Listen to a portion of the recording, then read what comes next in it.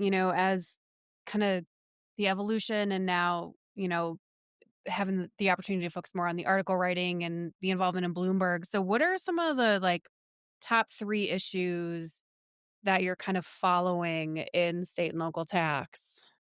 Artificial intelligence, That's a good one. technology, and tariffs. Those are kind of the 3 things that I'm really looking at. I do a lot of speaking on ethics. So Okay. 15 years ago, I don't know how it happened. Actually, I think it was Cass Vickers. Do you remember Cass? Yeah.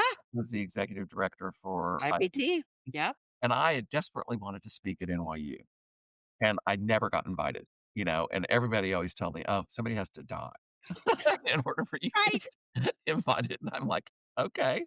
But I knew Paul Frankel really well, and I'd hired him as outside counsel, a few times on cases at Kerr-McGee, actually, and then again, at, KPMG, to represent some of my clients as they'd gone forward, where we needed to hire an outside law firm. And so I knew him pretty well, and so, Cass said, "Well, I'm on the planning committee. I'll ask Uncle Paul and tell him that you wanna be on." And he goes, "And I'll give up my seat. I'll give up you know, my opportunity to speak if he'll let you speak." And so he pitched that, and I actually got on. He called me, he goes, "Well, good news, bad news." He goes, "Good news is you got on. Bad news is I'm co-speaking with you. The really bad news is that if you speak at NYU, you have to write an article for Matthew Bender, LexisNexis, that's publishable Yeah. within a few weeks after the, speech about your topic. You Okay. you have to write the article." He was like, "I'm not doing it. You're gonna do it, and we're gonna put my name on it." And I was like, "Okay." Ooh, Uh, okay. and that is true, that you're required to or expected to draft an article, and it's like writing a law review article or writing a Yeah. paper with, footnotes and certain formatting and, all of that stuff so that they put together this book, on the New York Institute of and every topic that's covered in the institute that year goes into a, LexisNexis Matthew Bender book.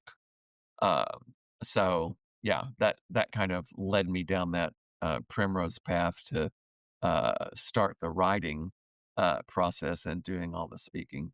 Because you obviously enjoyed it though, or you wouldn't have done it. Because a lot of people find it tedious and stressful and just might not wanna do it. So Yeah, you obviously have a propensity to enjoy it, so yeah, no, I've always enjoyed it. So, that also, led me that was an ethics that was not an ethics topic, that was an alternative. Oh, so that's how you got in an ethics game. Yeah, Okay. and so it started like that, and then I really enjoyed that, and I discovered that it's really not a lot of people think, "Oh, that's just a fluff Right. session, that's not really a technical session," but it actually is really It pretty is. technical and pretty important, and so over the years, I've been following all the technology rules, for instance, that have changed Mhm.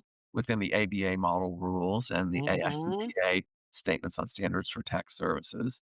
And now it's artificial intelligence, and there's Mm. something changing all the time, and so I'm Right. following all of the new issues on AI and, what the courts are requiring and what the new, sort of, not new model rules, but new formal opinions that are coming out of the ABA, that are on AI. Formal Opinion 512 came out in January of 2024, and it's the first one that was really a lengthy, written, detailed, article, sort of, or opinion on requirements for members of the bar. And just in January of last year, the AICPA, updated its Statement on Standards for Tax Services, the SSTSs, and that includes some, nods to artificial intelligence. It really talks about the use of software, because think about it, if you're preparing tax returns, you're using a software, Mhm. Yep. and if you're going to be using some type of software, that's really a form of artificial intelligence. Yeah.